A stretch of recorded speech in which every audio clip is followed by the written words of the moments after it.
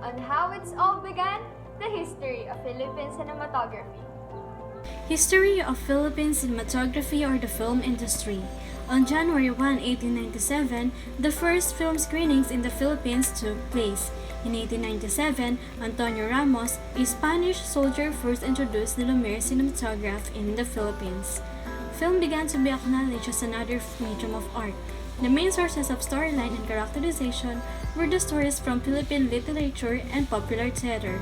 Jose Nepomuceno's Puñal na Ginto or Golden Dagger premiered at the Lyric Theater on March 9, 1933.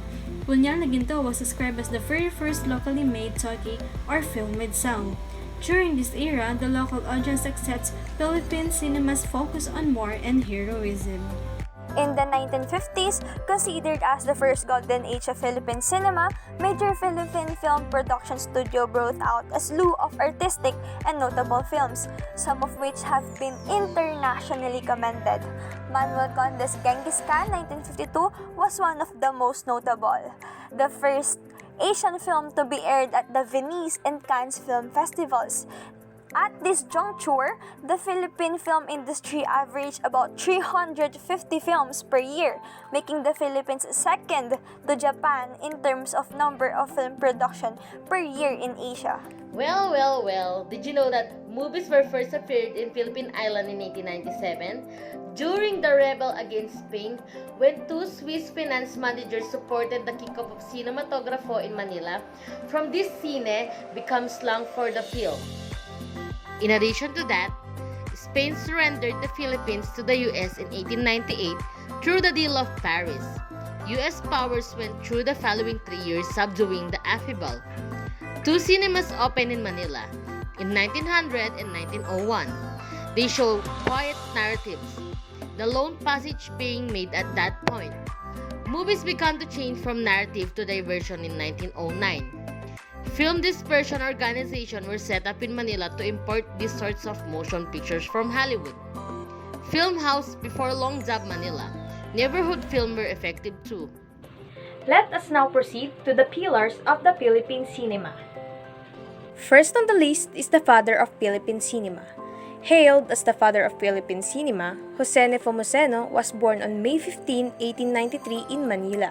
His contribution in the filmmaking industry was recognized for being the pioneer of motion industry in the Philippines in 1917 and producing the first all-Filipino picture in 1919 entitled Dalagang Bukid. In his 20s, he also started his own film company under the name of Mayan Movies, which later on became the major domestic film producer during the era of silent films.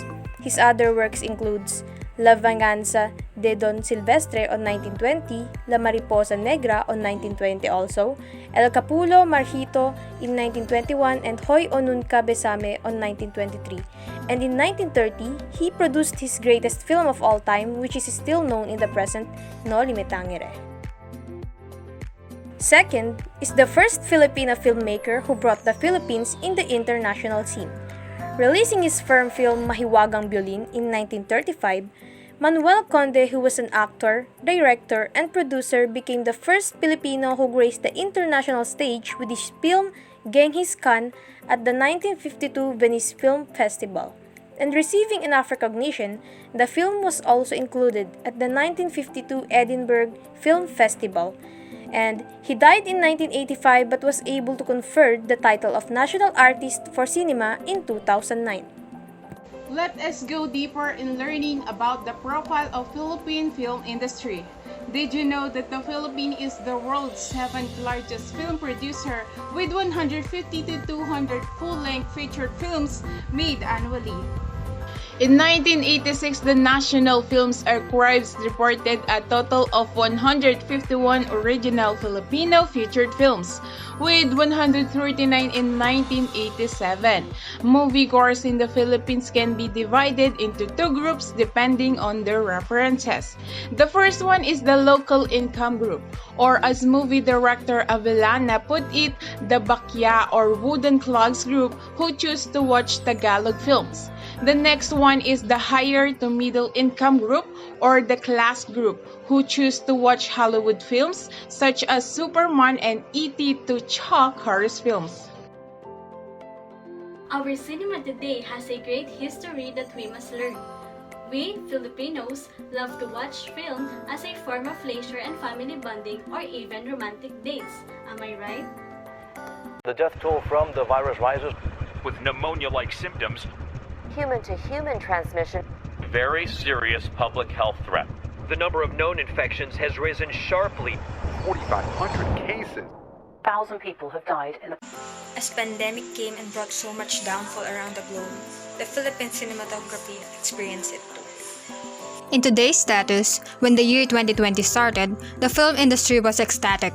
Movie studios were planning their year's list, a summer film festival was planned, and productions were in the works. But all changed in March. Almost 6 weeks after the first reported COVID case in the Philippines, when lockdowns were implemented in various parts of the region. Productions for both television and film came to a halt almost immediately. It took more than a quarter for things to return to normal, except that normal this time meant new rules, procedures, and lock and shoots. Distribution was also a major concern. In 2020, Philippine films started to be almost entirely streamed online. After a week's pause, classics, documentaries, and new films shot prior to the pandemic were finally released.